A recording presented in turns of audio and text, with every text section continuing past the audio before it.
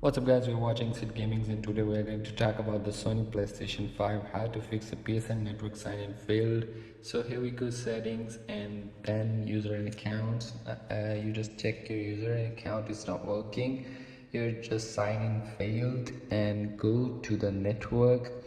Here you have the view PlayStation network services. You just check and you just connect it again, forget it and then connect it again and go to the advanced settings, DNS settings, change it to 8.8.8.8 and the secondary 1.1.1 and then you just connect it again and it will be fixed. And if the DNS is not working and you are automatically signed out, so you just simply wait to get back up in server and Sony will fix this up automatically. Sometimes the server is down for the maintenance, your Sony are going to maintenance, that's why you get this error and you are automatically signed out your PSN account and you are not going to play games online. So that's how you can do it and fix it.